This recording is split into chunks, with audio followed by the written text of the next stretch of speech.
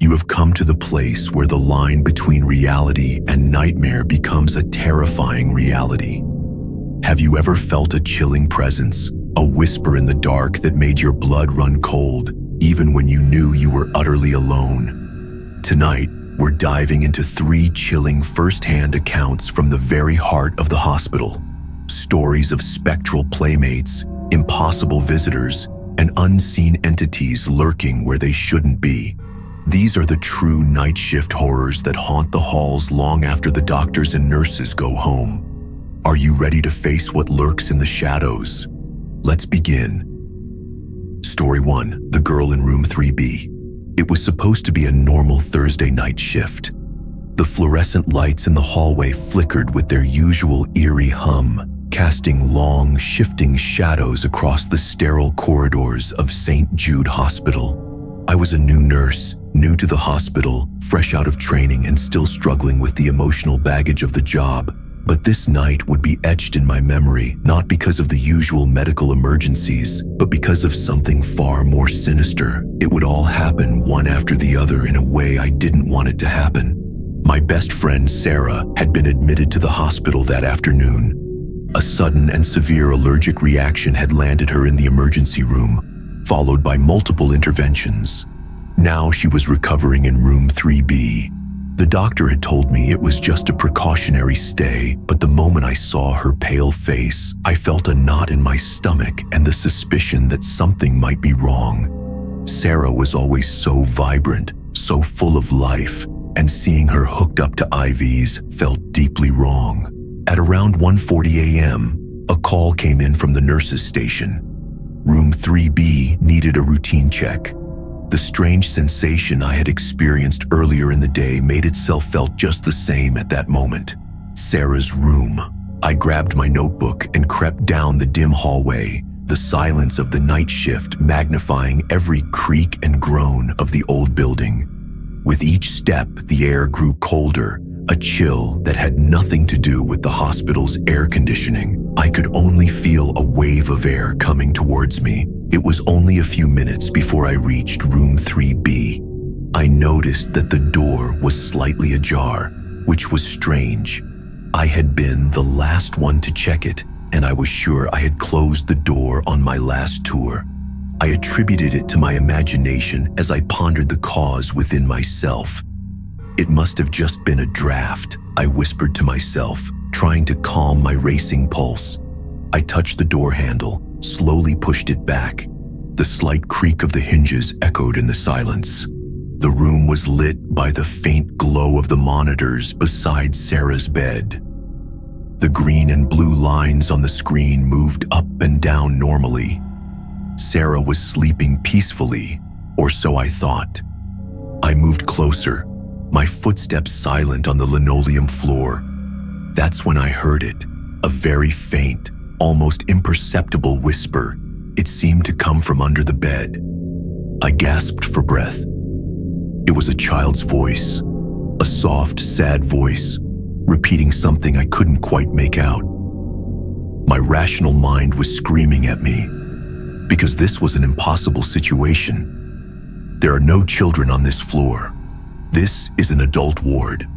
But the voice continued, a low, steady murmur that sent goosebumps up my arms. "Hello?" I whispered. "Anyone here?" I said to the quiet room where only Sarah was. My voice was barely audible. The whispering stopped abruptly. The silence that followed was even more uncomfortable than the sound. I bent down, looked under the bed, my heart pounding in my chest. There was nothing there, just dust bunnies and the cold institutional floor. I sat up, feeling like a frightened idiot who didn't know what he was doing. It must be exhaustion, I thought, rubbing my temples. I looked at Sarah, her eyes still closed, her breathing regular. Everything seemed normal. I was about to turn around and leave, thinking that everything was normal, even if it wasn't, when I noticed something. On the nightstand, among the get well cards, there was a small porcelain doll. I had never seen it before. There was no child who could have left it in Sarah's room. Nor had a face I didn't recognize entered the room during the day. It was an antique-looking doll with pale porcelain skin and wide, unblinking glass eyes that seemed to look straight at me. She wore a faded lace dress, and her hair was a tangled mass of dark, artificial curls. A strange, uncomfortable feeling gripped me. Sarah never liked dolls, especially old, creepy ones. So it made no sense to me that this doll should be here. As I reached out to examine it, there was a sudden sharp click from inside the closet. Tock, tock, tock, tock. My hand retracted like it was on fire. My heart leapt into my throat. I turned, my eyes locked on the closet door, which was now slightly ajar. "Who's there?" I asked hoarsely, my voice shaking. There was no answer, just a deafening silence, interrupted only by the frantic beating of my own heart. I hesitantly took a step towards the closet door, every instinct in my body screaming at me to run, to get out of that room. But a part of me that was a nurse sensed my duty to investigate. I had to ensure Sarah's safety. I had to be here for myself and for her, and I had to get this done. With a trembling hand, I slowly opened the closet door wider. It was dark inside, a black void that swallowed the dim light of the room. I peered into the darkness, my eyes straining to discern any shape or form. Nothing, just empty hangers and the faint, clean smell of old sheets, freshly laundered. Suddenly, despite the lack of windows, a wave of cold wind swept through the room. The porcelain doll on the nightstand tipped over with a soft sound, its glass eyes now looking directly at me from the floor. Everything seemed to resemble a movie, and I felt like I was watching a movie. I wished it were so, I thought desperately. Everything was completely real. And then I heard it again, the boy's whisper, closer this time, directly behind me.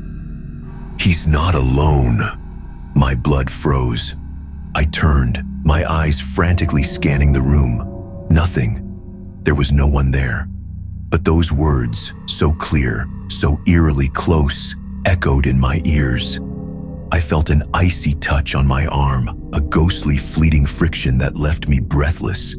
I tensed, accidentally knocked over a chair with my foot, and my eyes fell on Sarah. Her eyes were now wide open, staring blankly at the ceiling. There was a faint, meaningful smile on her lips, a smile that didn't belong to her.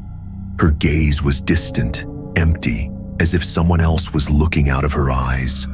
"Sarah," I whispered, taking another step back. She turned her head slowly, her eyes focused on me, and then she spoke in a voice that was clearly not Sarah's voice, a childish but ancient voice. "She wants to play. Stay with her." A scream ripped from my throat. I didn't wait. I didn't think. I turned and started to run. I ran out of the room, my uniform rustling, my heart beating like a drum in my ears. The feeling of searching inside me was replaced only by great fear and screaming. I ran down the corridor, not caring about the noise, not caring about waking anyone. I just needed to get away, to escape the eerie presence that had crept into room 3B. I didn't stop until I reached the nurse's station, panting and shaking. My colleagues looked at me, concern on their faces. I tried to explain, to articulate the horror that had just consumed me, but the words wouldn't come out. I could only manage a hoarse whisper. "Room 3B. There's something in room 3B. Of course they left. A few of them, skeptical but willing to check. They found nothing. Sarah was sleeping soundly. The room was in perfect order. The doll was gone, disappeared. They looked at me with pity, told me to get some rest, that maybe it was the stress of work. They even thought I was crazy. But I knew what I had seen. I knew what I had heard. Sarah was discharged a few days later, completely fine, remembering nothing out of the ordinary. But sometimes when I visit her, I catch a glimpse of something in her eyes, a shadow that wasn't there before. And sometimes, when I am alone in the middle of the night, I could swear I still hear that child's sad whisper, but I am the only one who sees and hears it. What would you do if you were in my shoes? If you felt a presence that should never have been there? Would you stand there and investigate, or would you run away like me? But as you answer this question, remember that the room is in deep darkness and you hear a whisper that makes your blood run cold. Story 2. The Visitor in Ward C. On Friday nights, the hospital seemed quiet, but this was often deceptive because it was on Friday nights that the unknown came to light. Beneath the surface calm, a current of anxiety, pain, and sometimes something much darker was always humming. I was a night shift security guard. My job was to patrol the labyrinthine corridors of St. Agnes Medical Center to ensure the safety of patients and staff. First, I would check the upper floors. Then I would finish with a general tour around the hospital. I would do this 3 to 4 times a night. Most nights were monotonous, a blur of flickering lights and empty corridors. But on one particular night, my routine was disrupted by a visitor with no record, a presence that defied all logic. It was around 2:13 a.m. when my rounds took me to Ward C, the long-term care unit. This was usually the quietest part of the hospital, housing patients recovering or nearing the end of their lives.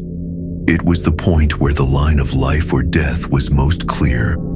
The air in Ward C was always heavier, with the smell of antiseptic and something else, something indescribable, like forgotten memories. As I made my way down the dimly lit corridor, my flashlight cutting a path in the darkness, I noticed a figure standing by the window at the far end of the corridor. It was a man, his back to me, tall and thin. He looked like he was wearing an old-fashioned suit. This was unusual. Visitors were not allowed after 9 p.m. without special permission, and certainly not dressed like that. I called after him without stopping. "Excuse me, sir." My voice echoed faintly in the silence. "Visiting hours are over." The man did not move, did not even notice my presence. He just stood there, looking out the window into the pitch-black night outside. A feeling of unease began to spread through me. There was something strange about his immobility, his lack of reaction. I quickened my pace, my boots creaking slightly on the polished floor. As I got closer, I noticed something even stranger. The man's suit, though perfectly tailored, seemed to ripple and shift in the dim light, almost like water, and his white hair flowed around his shoulders, defying gravity. "Sir, I'm going to have to ask you to leave," I said, my voice hardened by a sense of obligation. There was a tone of authority in it. I was only a few meters away now, close enough to see the back of his head, no neck. His head seemed to blend directly into his shoulders, a grotesque distortion that made me sick to my stomach. Suddenly, he turned. I expected to see a face. I froze. The light of my flashlight fell directly on his face, but there was no face there. Instead, where there should have been facial features, there was a smooth, shapeless extension of pale, waxy skin. No eyes, no nose, no mouth, just a blank canvas. A strangled breath escaped my lips. My heart came to my throat, like a drum beating a frantic rhythm against my ribs.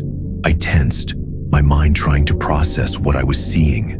This was not human. This was not possible. As I stared at the horrible thing, a low, wheezing sound emanated from where its mouth should have been. It wasn't exactly a voice. It was more of a dry, wheezing whisper, the sound of old dust and forgotten pain. "He is waiting." The voice seemed to vibrate in the air around me. Who are you?" I stammered, my voice barely audible. My hand instinctively reached for my radio, but my fingers felt numb, useless. The misshapen head tilted slightly to the side, as if thinking. Then, with incredible speed, he pointed a long, skeletal finger in the direction of room 213, directly opposite where we were standing. Room 213 was the room of an elderly, good-natured patient named Mr. Henderson, who suffered from advanced dementia. He was almost always asleep at this hour, wrapped in the peaceful oblivion of his illness. My gaze shifted to the door of room 213, then back to the terrifying figure. The man took a slow, determined step towards the door. Every movement was fluid, unnatural, like a puppet moving on invisible strings. The air around him grew heavy, filled with a palpable sense of dread. "He's waiting." The growling voice came again, closer this time. A panic exploded inside me. There wasn't a spot on my body that fear hadn't moved. I knew, with bone-deep certainty, that whatever this thing was, it wasn't there to help. It was there for Mr. Henderson. I couldn't imagine what it would do to him, but I could make a lot of guesses. I tried to scream, but no sound came out. My legs felt like lead. I wanted to run, to escape this nightmare, but I was stuck in place, paralyzed by an unspeakable fear. The sleep paralysis we get in our sleep was nothing compared to this. My eyes were open. I couldn't control my body. This being, whose face I could not recognize or name, reached the door of room 213. Without touching it, the door slowly, silently began to open inwards. A cold draft of air, carrying a faint odor of decay, emanated from the room. My eyes shifted to the door, and for a fleeting moment, I saw him, a shadowy figure crouched over Mr. Henderson's bed, his back to me. Larger than the figure in the suit, more amorphous, like a mesmerizing cloud of darkness. And from that shadowy form I heard a faint wheezing chuckle that promised unimaginable pain. The shapeless figure in the suit turned his head slightly towards me, and I felt an intense burning gaze on me, though not his eyes. "Do not disturb his rest," the ancient whisper warned. The words, though distorted, were clear. It was a warning. My blood froze and a visceral fear gripped me. This was not a medical emergency. This was something else entirely. I finally managed to tear my gaze away from the horrifying scene. With a desperate adrenaline rush, I turned and ran, my boots pounding against the linoleum. I didn't look back, past the nurse's station, past the empty waiting rooms, until I emerged into the cool night air. I called my supervisor, my voice shaking, trying to explain what I had witnessed. Of course, they found nothing. The few minutes I had lived were all that was left to me. Mr. Henderson was sleeping peacefully. There were no strange visitors, no open doors. They said I was overtired, perhaps hallucinating. I never set foot in Ward C again on the night shift. I requested a transfer to the day shift, anything to escape the unsettling silence of those late hours. But sometimes, when I am alone, I can feel that eerie presence, that ancient whisper still echoing in the back of my mind. Do you think this presence was actually Mr. Henderson's own spirit, or were there other spirits in the hospital that were really protecting him? Have you ever encountered something so inexplicable, so horrible, that it made you question your sanity? Story 3. Echoes from the Attic. The hospital roof was my sanctuary, away from the constant beeping of machines and mournful whispers, a place where I, a night shift attendant named Liam, could steal a few peaceful moments. Usually deserted at this hour, it was a concrete space that offered a panoramic view of the sleeping city.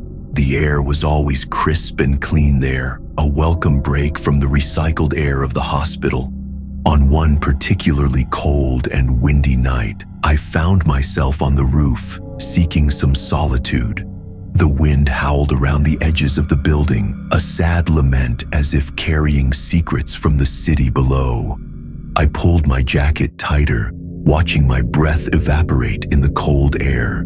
Just as I was about to turn back inside, I heard it, a faint, almost imperceptible sound, like a sigh carried on the wind.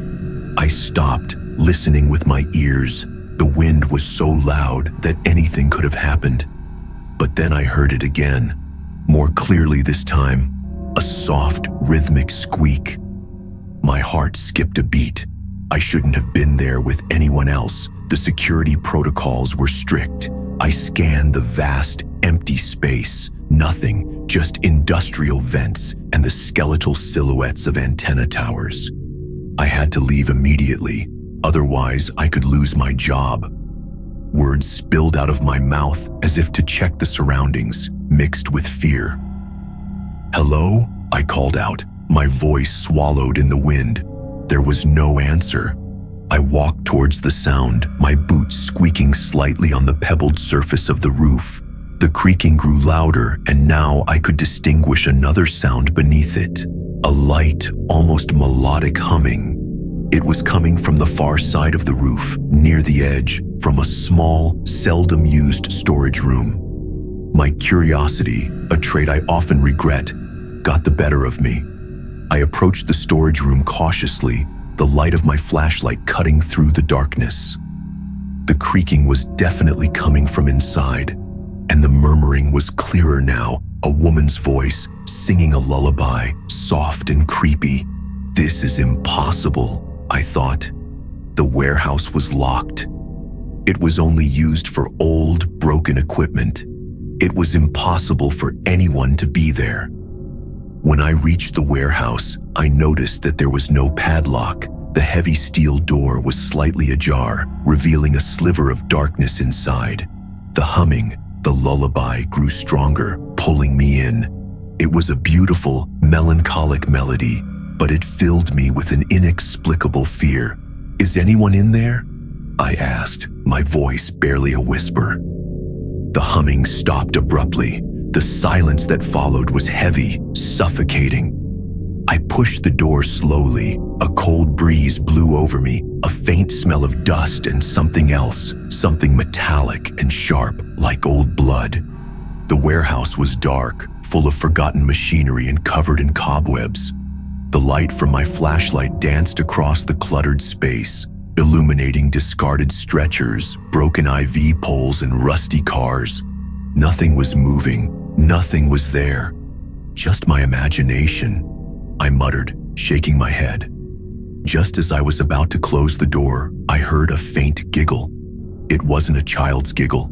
It was a low, throaty sound that surrounded me and made the hairs on my arms stand on end. It was coming from above me. I slowly raised my head. The light from my flashlight swept upwards, and then I saw it. He was perched on one of the high steel beams supporting the roof of the warehouse, his legs dangling freely. He wore an old, faded, stained, and torn hospital gown, and his long, dark hair hung in matted tufts around his face. His skin was ghostly pale, almost transparent, and his two hollow, black pool-like eyes stared at me with disturbing intensity. A scream caught in my throat. My heart was beating so fast I thought it would burst out of my chest. This wasn't real. This couldn't be real. Then he smiled. The slow, unnatural expansion of his mouth revealing rows of impossibly sharp, needle-like teeth.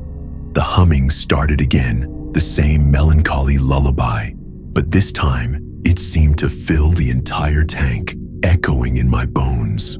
"You came," she whispered, her voice a wheezing echo but strangely melodic. "I knew you would come." Who are you?" I stammered, my body rigid with fear. My mind was spinning wildly, searching for any logical explanation, any escape route. He tilted his head, his black eyes fixed on me. "I was waiting for someone to play," he said, a disturbing childlike glee in his voice. Suddenly, he jumped down from the rafters. I barely had time to react. He moved with incredible speed, a white blur against the darkness. I jerked back, tripped over a discarded piece of equipment, and landed hard on the concrete floor. My flashlight tumbled noisily, almost drowning the warehouse in darkness. I fell backwards, my eyes wide with fear, trying to make out its shape in the dim light. I could hear it moving, a light creeping sound, circling around me in the darkness. The air grew colder, and a suffocating pressure built in my chest. "Don't worry," his voice whispered in my ear. "It won't be long." A cold, ghostly hand touched my cheek, and I felt a freezing chill spread through me as if my soul was being sucked away. I tried to scream again, but no sound came out. My limbs felt heavy, my body unresponsive. As the darkness was about to swallow me, suddenly a blinding flash of light pierced the darkness. I heard a loud metallic crash, and the mumbling stopped. The pressure in my chest lifted, and I could breathe again, gasping for breath. When my eyes adjusted, I saw him, another guard, an older Mr. Davies, his face pale and tense, standing in the doorway of the warehouse with a large key in his hand. He must have heard me fall or sensed something was wrong. He had obviously used the key to open the warehouse completely, allowing the outside lights of the hospital to flood in. The ghostly woman was gone. She had disappeared. The warehouse was empty, as it should be. Mr. Davies helped me to my feet with a look of concern. "Liam, what happened? Are you all right?" I tried to explain, but like before, the words came out slurred. How could I tell him what I had seen, what I was feeling? He just nodded, concern and disbelief in his eyes. He suggested I take a few days off, saying that the night shifts were clearly affecting me, and to this day, I can still hear that eerie lullaby echoing in the quiet moments, eerily reminiscent of the ghostly inhabitant of the saint. Agnes Roof. Have you ever experienced something so inexplicable, so terrifying that it made you question your sanity?